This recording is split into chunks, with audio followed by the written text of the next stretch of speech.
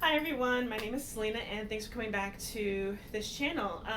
I am standing up because I'm wearing this dress that I really like, but I haven't had the chance to wear in a very long time, and I wanted to put it on and someone had to see me in it, so you're welcome.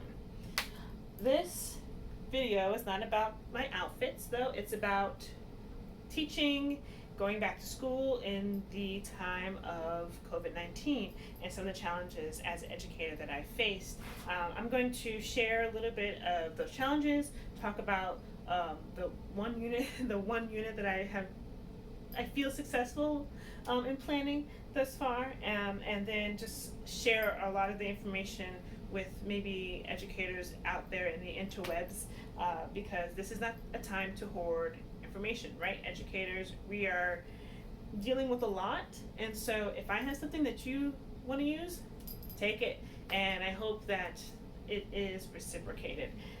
So the challenges are real. A lot of states and school districts and networks are still unsure of how they're going to start the school year, right? And it's just around the corner, whether it's August or September. The school year's swiftly coming upon us, and I haven't had the opportunity, well, I wouldn't say opportunity, I haven't had the security to start planning this summer like I would normally be planning for the next school year, because I didn't know what I was going into. So if a school decides that it's going to be wholly online and virtual, that drastically changes what is going to be taught and how it's going to be taught, and that would mean creating new materials, and planning differently, even if it's a hybrid model, because there's going to be much more reliance on digital access to digital worksheets, digital activities, using the internet, and so I didn't have, or feel I didn't have that security to successfully plan. I didn't want to plan something that would end up being chucked if my school network decided to go in a different way. So I would say about 2 weeks ago, my school network started making some moves and making some decisions that did give me that security.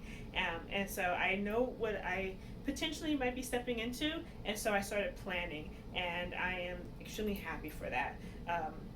One thing that is important to know is that when students are asked to learn online, they are typically going to receive about 50% of the traditional curriculum. So whatever it is that you taught in that unit, if that unit is fully taught online, they're only going to receive 50% of what was traditionally taught in a face-to-face setting. And so that means that some of the benchmarks or the staples of rigor that your district or school may have set in place are going to need to be cut, right? So what information can I disseminate to my students without overloading them, and also without overloading myself as a teacher? So my network, again, has made some decisions, and they've also started to decide what benchmarks were going to be kept and which ones we can just kind of keep to the side for now. And so with all that being done, I was able to start planning, and I went ahead and began planning my favorite unit, and that unit is the Pride and Prejudice unit. I love Jane Austen, all things Jane Austen. I could talk about her all day, but the one text that I teach is Pride and Prejudice.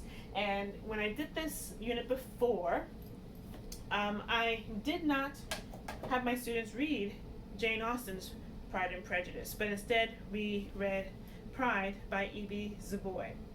Why? Well, I'll tell you why. I am fully on board with decolonizing my classroom, and I prescribe to the idea of disrupting text. And so even when I was in school, the joke was that most of the things that we read were written by dead white men. And so the hope of disrupt text and decolonizing your classroom is that we bring in other voices, other perspectives, other narratives into the classroom to make space for diversity. And so rather than reading Jane Austen's Pride and Prejudice, we read Pride by E.B. Du Bois, a black female author, and I think that this is just it's right on par, if not better than Pride and Prejudice. I mean, Jane Austen has the added esteem of being a beloved author for almost 200 years. But this book serves the same wit. It serves the same play of language and story structure, characters, with the added benefit of having black lead characters and a much more familiar setting for my students. So this story takes place in Brooklyn, New York, in a more like contemporary time than in Regency England. I probably would say it's like, probably 2015 or closer to our current year. It is a story about gentrification. It's a story about class. It's a story about family ties. It's a story about growing up. It has all the same important components of Pride and Prejudice, in a way, though, that my students, I feel, have more access to, and that will allow different narratives into my classroom. So this is my anchor text, and so everything that I do revolves around pride. The next component that I add into this unit is watching, can you see it? There we go, Pride and Prejudice, which is directed by Gerinda Charter, who also directed Bend It Like Beckham. She is a British Indian director, and this is another adaptation of Pride and Prejudice. It starts off in India and then it moves to the United States, to California. The Bennett family is an Indian family, and it discusses gender roles. It discusses, again, gentrification. It discusses class, ethnicity, race. It's a wonderful tale, and my students don't quite have the familiarity, well, that's a word to say, with Indian culture, but because they start by reading this and they get to understand the character, the plot, character motivations and things like that, this book gives them access to understanding this text here, this movie. I love this. It's wonderful. My students are always excited for the dance and singing numbers. I wouldn't say this is a Bollywood film. Someone can correct me if you want. I don't think this is a Bollywood film, but it does feel like one, particularly because of the singing and dance numbers. And so this comes first, which then allows my students to have access and more easy time of digesting the film adaptation. So now that we know what text we're looking at and why, and again, it's to, decolonize the classroom, decenter white voices, and try to bring in and center voices of people of color. The skills that I want my students to obtain in this unit are, well, there are four of them. One is character analysis, and we're going to do this through intersectionality and having my students analyze characters through the various labels and groups that they would be identified under. I'll talk a little bit more about that. Then 2 is drawing inferences. 3, examining or dissecting author's word choice. And then the last skill is to create precise evidence-based claims that hold significance. And so the activities that we're going to do, and I'll leave links to all the activities, the ones that I've created and that I'm going to be sharing with my students. I'll leave them all down below because, again, teachers, educators, let's not hoard information, let's share. You can freely use whatever it is that you find useful, helpful, and I hope that it's also reciprocated. So if you have some resources, please do share. The first thing that we're going to do with intersectionality is I'll have my students do what's called the flower of power for themselves, and what it does is it kind of dissects or lays out in individual components the identities and labels that my students hold. So we look at things like gender, race, ethnicity, education,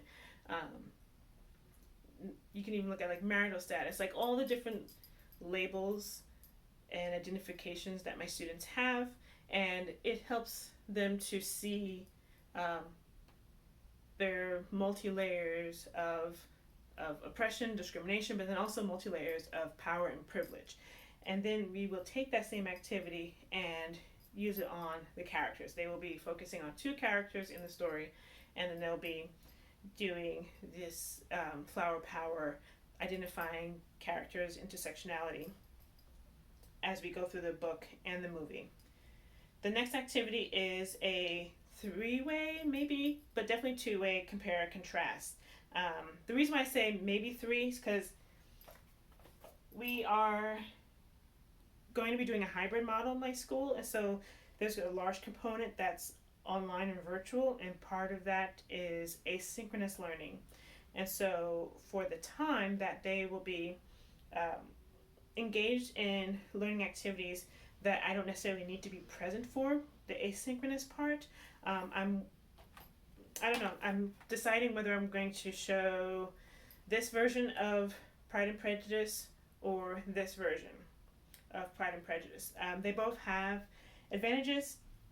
This one is shorter, and so my students will probably groan less.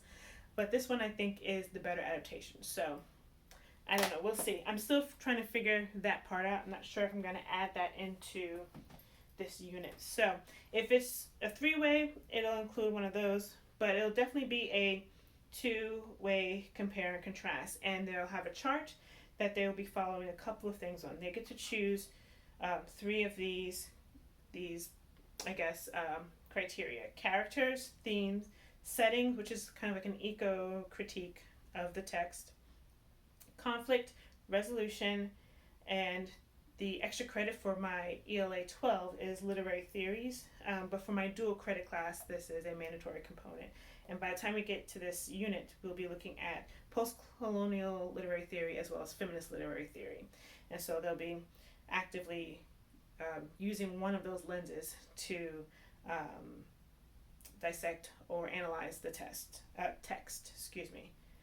The last activity that my students will be doing is a group activity where they will be preparing for a Socratic seminar, and they'll, as a group, are going to work on the skills of drawing inferences as well as creating precise evidence-based claims that hold significance. And so as we go through the text, they need to make inferences about what they think the author or the director is trying to say about gentrification, culture or ethnicity, equity, gender roles, education, self-care, and self-preservation. Then, as a group, they need to identify specific quotes or segments that can support their claim. And that will be the Socratic seminar as we discuss those topics. I have activities and worksheets that go along with each of the items that I just mentioned, and I'll leave them all down below. I don't have yet, or I have not yet decided on the final summative assessment. I'm not really feeling the essay because I think by the time that we get to this unit, I will be bored of essays and my students will be bored of essays. So I'm trying to think of something that's a little more creative for them to do. But when I figure that out, I will jump back on here and share that as well. So I don't have a final summative assessment, but I think that this is going to be a successful unit. I'm going to continue planning. I'm excited to plan. I missed a lot of the time that is usually given to teachers for planning, but now that I am feeling more confident about it, I'm ready to just kind of hit the ground running. And I will come back on as I create more units and share things with you all, specifically the educators. Let's just get together. We need to unite and just get through this together, because we can do this. We can thrive in this. I think I'm done. So I'm gonna go